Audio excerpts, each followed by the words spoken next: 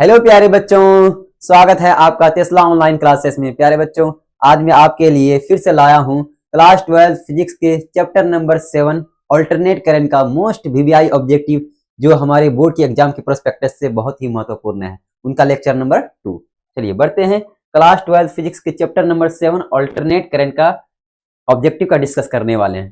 प्यारे बच्चों, ऑब्जेक्टिव का तो हम लोग पहले लेक्चर में 1 से लेकर 10 तक कर चुके हैं प्यारे बच्चों। इसके आज के लेक्चर में 11 से करेंगे, 11 से लेके 20 तक। ठीक है प्यारे बच्चों, क्या कहता है क्वेश्चन नंबर 11। प्यारे बच्चों, क्वेश्चन नंबर 11 है आपका phase difference in L R circuit. L R circuit में कालांतर क्या है? कालांतर होगा प्यारे बच्चों कालांतर को बोलते हैं फेज डिफरेंस। इंग्लिश में क्या बोलते हैं? Phase difference. ठीक है, तो प्यारे बच्चों फेज डिफरेंस क्या होता है तो आपको पता ही होगा। फेज डिफरेंस प्यारे बच्चों, एल आर सर्किट, कौन सा सर्किट प्यारे बच्चों? यहाँ पे बोला है एल और आर सर्किट प्यारे बच्चों। तो एल इंडक्टर और क्या प्यारे बच्चों? प्रेरण और रेजिस्टेंस। तो ये सर्किट हुआ प्यारे बच्चों, इसमें एसी सोर्स कनेक्ट कर देते हैं। ये जो कंबाइंड सर्किट कहलाता है, इसको बोलते हैं एल आर सर्किट बोलते हैं। क्या बोलते हैं? L R circuit.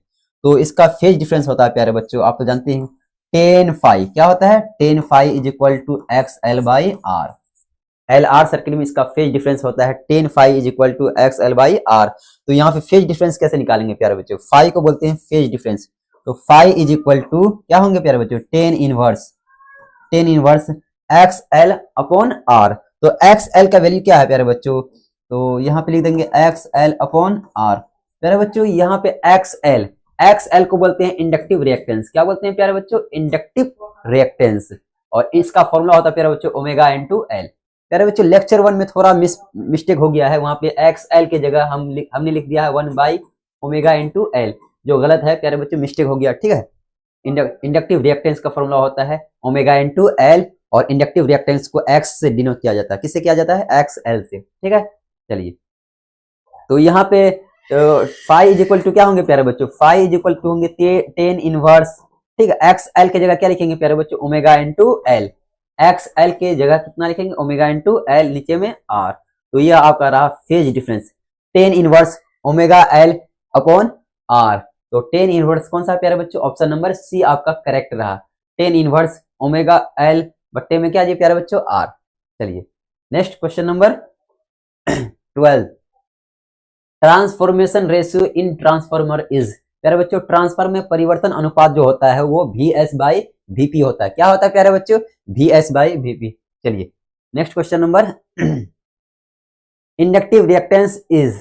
प्यारे बच्चों कहता है प्रेरणिक प्रतिघात है, प्रेरणिक प्रतिघात। ठीक है प्यारे बच्चों, मान लीजिए ये आपका इंडक्टर है ना, इसमें एक एसी सोर्स कनेक्ट कर दिए। क्या कर दिए? एसी। वी बराबर V naught sine omega T into something plus something. ठीक है प्यारे बच्चों, तो ये आपका इंडक्टर हुआ है। तो इसका कहता है कि इंडक्टिव रिएक्टेंस क्या होगा? इंडक्टिव रिएक्टेंस प्यारे बच्चों, रिएक्टेंस को एक्स से डिनोट किया जाता है। अगर इंडक्टिव रिएक्टेंस बोलेंगे तो एक्स एल, अगर उसी तरह अगर बोलेंगे आपको कैपेसिटिव रिएक्टेंस तो एक्स सी। इसका फॉर्मूला होता है 1 बाई ओमेगा सी, और इंडक्टिव रिएक्टेंस का फॉर्मूला होता है ओमेगा इनटू एल होता है प्यारे बच्चों। क्या होता है? ओमेगा इनटू एल, जो पिछले लेक्चर में थोड़ा मिस्टेक कर दिया। ठीक है, ओमेगा इनटू एल। तो प्यारे बच्चों ओमेगा का वैल्यू होता है प्यारे बच्चों 2 पाई एफ। क्या होता है प्यारे बच्चों? 2 पाई एफ, ये ओमेगा का वैल्यू होता है। ठीक है, तो ओमेगा की जगह रख देंगे 2 पाई एफ। ठीक है प्यारे बच्चों, और यहाँ पे एल तो पहले से था। ये आपका रहा फ्रीक्वेंसी के फॉर्म में इंडक्टिव रिएक्टेंस का फॉर्मूला। प्यारे बच्चों इंडक्टिव रिएक्टेंस का फॉर्मूला होता है ओमेगा इनटू एल, लेकिन अगर फ्रीक्वेंसी के फॉर्म में पूछेगा तो 2 पाई एफ, क्योंकि ओमेगा का वैल्यू होता है 2 पाई एफ, और यहाँ पे एल था पहले से। तो ये रहा आपका इंडक्टिव रिएक्टेंस। क्या है प्यारे बच्चों? Inductive reactance. इसी को हिंदी में बोलते हैं प्रेरिक प्रतिघात। इसका फॉर्मूला होता है प्यारे बच्चों X L is equal to 2 pi F L. तो याद रहेगा ना प्यारे बच्चों? चलिए question number 14। Inductive reactance for direct current is. दिष्ट धारा के लिए प्रेरिक प्रतिघात है प्यारे बच्चों डायरेक्ट करंट। प्यारे बच्चों क्या बोला? इंडक्टिव रिएक्टेंस, अभी कुछ देर पहले पढ़े। इंडक्टिव रिएक्टेंस को एक्स एल से डिनोट किया जाता है। इसका फॉर्मूला होता है ओमेगा इनटू एल। होते हैं ना प्यारे बच्चों ओमेगा इनटू एल, और ओमेगा का जगह रख देंगे 2 पाई एफ। ये ओमेगा का वैल्यू आया प्यारे बच्चों, इसके बाद एल रख देंगे। ठीक है, चलिए 2 पाई प्यारे बच्चों एफ का वैल्यू कितना होंगे प्यारे बच्चों? एफ डायरेक्ट करंट के लिए फ्रीक्वेंसी क्या होता है प्यारे बच्चों? 0 होता है, क्योंकि डायरेक्ट करंट है ना, तो मैक्सिमा मिनिमा नहीं करते हैं, उस कांस्टेंट करंट होते हैं, और कांस्टेंट करंट का फ्रीक्वेंसी क्या होता है? जीरो होता है, इसीलिए जीरो। और यहाँ पे क्या लिखेंगे प्यारे बच्चों, 2 पाई एफ के जगह जीरो, फ्रीक्वेंसी जीरो होता है डायरेक्ट करंट के लिए, इस डायरेक्ट करंट के लिए फ्रीक्वेंसी जीरो होता है। तो यहाँ पे एफ के वैल्यू जीरो है, एल के जगह एल, तो जीरो इंटू समथिंग क्या होते हैं प्यारे बच्चों, जीरो को किसी चीज से मल्टीप्लाई करते हैं उसका वैल्यू कितना होंगे, जीरो। तो इंडक्टिव रिएक्टेंस आपका क्या होगा, जीरो होगा। समझे प्यारे बच्चों, दिष्ट धारा के लिए प्रेरक प्रतिघात क्या होंगे, जीरो होंगे, दिष्ट धारा डायरेक्ट करंट। ठीक है, चलिए बढ़ते हैं नेक्स्ट क्वेश्चन नंबर 15।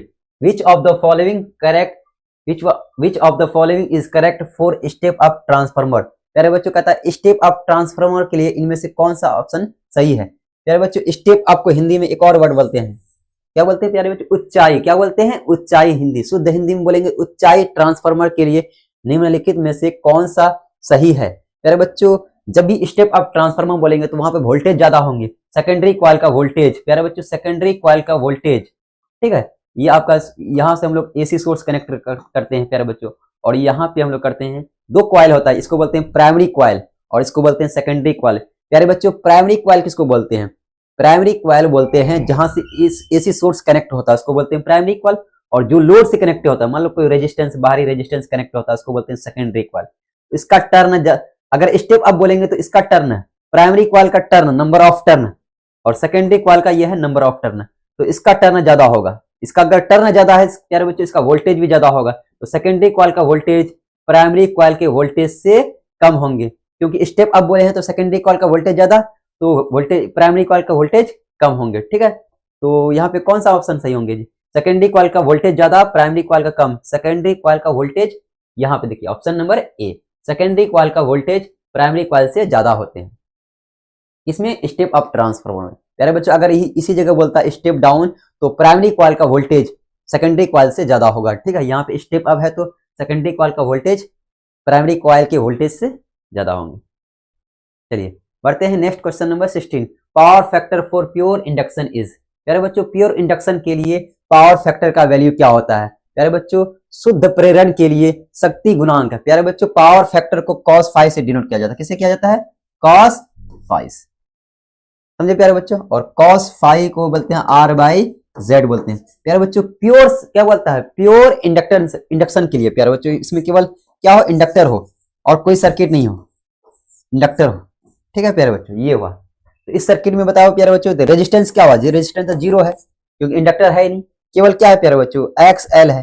तो यहाँ पे प्योर सर्किट के लिए रेजिस्टेंस क्या हुआ जी प्यारे बच्चों, प्योर इंडक्टिव सर्किट के लिए रेजिस्टेंस जीरो, और जीरो को जैसे डिवाइड करेंगे प्यारे बच्चों, जीरो से किसी चीज से डिवाइड करेंगे जीरो को, है ना, जीरो में किसी चीज से डिवाइड करेंगे उसका वैल्यू क्या आएंगे, जीरो आएंगे। ठीक है, तो यहाँ पे पावर फैक्टर क्या होगा इसका, जीरो होगा। तो ऑप्शन नंबर ए आपका है, कौन सा ऑप्शन, ऑप्शन नंबर ए।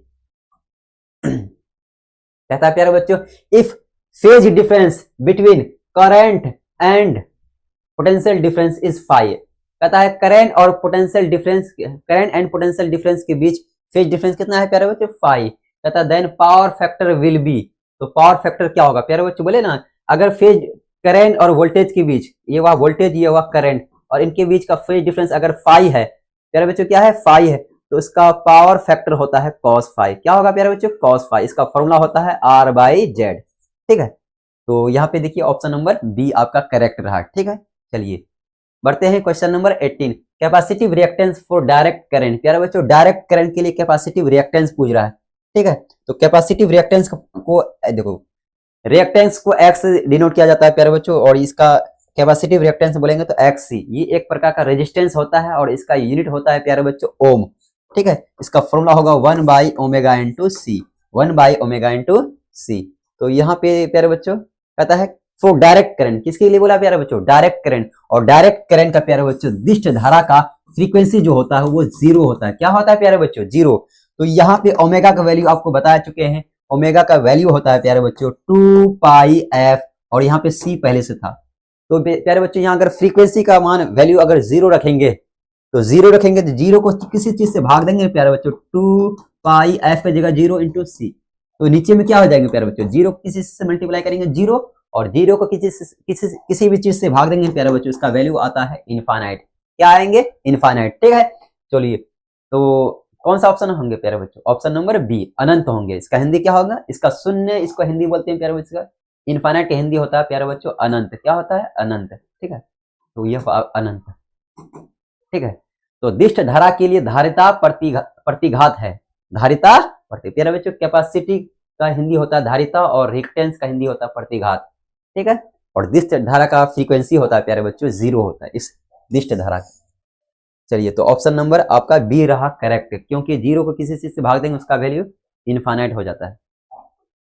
चलिए विच quantity decreases in step down transformer, प्यारे बच्चों स्टेप डाउन ट्रांसफार्मर में कौन सी क्वांटिटी घटता है? तो बता चुके हैं प्यारे बच्चों, स्टेप अप स्टेप डाउन में क्या होता है, स्टेप डाउन बोला है प्यारे बच्चों, तो इसका मतलब ये हुआ आपका सेकंड प्राइमरी कॉइल, क्योंकि ये सोर्स से कनेक्ट होता है, सोर्स से कनेक्ट, ठीक है। और यहाँ पे लोड रेजिस्टेंस कनेक्ट होता है प्यारे बच्चों, तो ये हुआ सेकेंडरी कॉइल का वोल्टेज। लेकिन यहाँ पे क्या बोला, एक वर्ड सुनिए, स्टेप डाउन, प्यारे बच्चों क्या बोला, स्टेप डाउन। और स्टेप डाउन का अगर सिद्ध हिंदी बोलेंगे तो प्यारे बच्चों क्या बोलते हैं, अपचाई ट्रांसफार्मर, क्या बोलेंगे, अपचाई ट्रांसफार्मर, ये चौ है प्यारे बच्चों। अपचाई ट्रांसफार्मर में कौन सी मात्रा घटती है प्यारे बच्चों, स्टेप डाउन में वोल्टेज घटता है, क्या होता है, वोल्टेज घटता है, ठीक है। हम लोग हाई वोल्टेज को लो वोल्टेज करते हैं, ठीक है। हमारे घर में स्टेप डाउन ट्रांसफार्मर ही लगे हुए रहते हैं, ठीक है, जो 440 को 220 वोल्ट में कन्वर्ट करके हमारे घर में पहुंचाते हैं, ठीक है। तो वोल्टेज कम होते हैं, तो सेकेंडरी का कॉइल का वोल्टेज कम होता है किससे, प्राइमरी कॉइल से, ठीक है प्यारे बच्चों। तो वोल्टेज घटता है, तो वोल्टेज घटेगा, यहाँ पे कौन सा ऑप्शन होंगे प्यारे बच्चों, ऑप्शन नंबर ए। करंट बढ़ेगा प्यारे बच्चों, वोल्टेज कम है, प्राइमरी कॉइल में वोल्टेज ज्यादा है और सेकेंडरी कॉइल में कम है, तो सेकेंडरी कॉइल में करंट ज्यादा होगा और इसमें करंट कम होगा। तो यहाँ पे कौन सा कम हो रहा है, तो कम तो वोल्टेज आ रहा है ना प्यारे बच्चों, करंट बढ़ रहा है लेकिन वोल्टेज कम, ठीक है। तो ऑप्शन नंबर ए होगा आपका करेक्ट, ठीक है।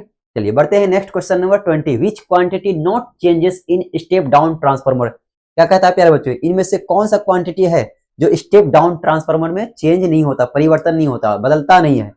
स्टेप डाउन ट्रांसफार्मर में कौन सी राशि नहीं बदलती है प्यारे बच्चों, स्टेप डाउन हो या स्टेप अप हो, लेकिन पावर हमेशा क्या होता है, कांस्टेंट होता है प्यारे बच्चों। इसका क्या होता है, पावर, आइडियल ट्रांसफार्मर का पावर कांस्टेंट होता है, मतलब वोल्टेज और करंट का जो मल्टीप्लिकेशन है वो हमेशा कांस्टेंट होगा, ठीक है प्यारे बच्चों। तो यहाँ पे पावर घटेगा तो करंट, देखिए स्टेप अप होगा तो वोल्टेज बढ़ेगा, करंट घटेगा, स्टेप डाउन होगा तो वोल्टेज घटेगा, करंट बढ़ेगा, लेकिन पावर क्या रहेगा प्यारे बच्चों, इन दोनों का मल्टीप्लिकेशन पावर कहलाता है।